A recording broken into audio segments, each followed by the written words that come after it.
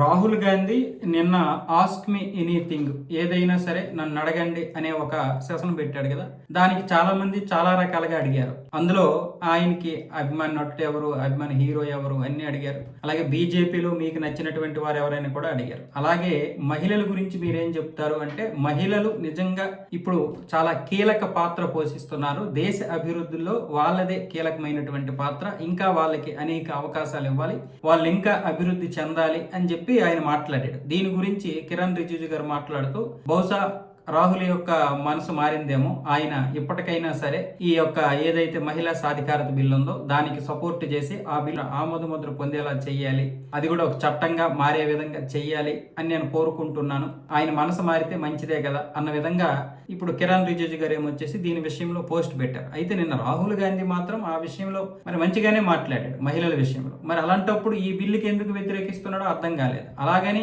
కేంద్ర ప్రభుత్వం వెళ్ళింది, అలాగే మిగతా మంత్రులు వెళ్ళారు, కిరణ్ రిజిజు గారు రాహుల్ గాంధీ దగ్గరికి వెళ్ళడం జరిగింది. ఈ బిల్లు యొక్క ముఖ్య ఉద్దేశం ఇది పార్టీల పరంగా కాదు, మన దేశ భవిష్యత్తు పరంగా చూడండి. రేపు భవిష్యత్తులో మహిళలు ఇంకా శక్తివంతులుగా మారుతారు. ఇప్పటికే వాళ్ళ మీద అనేక అఘాత్యాలు జరుగుతున్నాయి. వీటన్నింటికి చెక్ పెట్టాలంటే మీరు మేము కలిసికట్టుగా ఈ బిల్లుని పాస్ చేయాలి అని ఆయన 50 నిమిషాలు ఆయనతో మాట్లాడితే, కనీసం రాహుల్ గాంధీ గారు ఒకటే మాట, అమిత్ షా క్షమాపణలు చెప్పాలి, రాజీనామా చేయాలి, అంతకు మించి నాకు ఏ డిమాండ్ లేదు, ఇందులో ఉపేక్షించేదైతే లేదు, ఇంకెంతకు మించి మినహాయింపు ఏం లేదు, ఈ బిల్లు అనేది పాస్ అయ్యే ప్రసక్తే లేదు అని కరాఖండిగా చెప్పేసి పంపించేశాడు.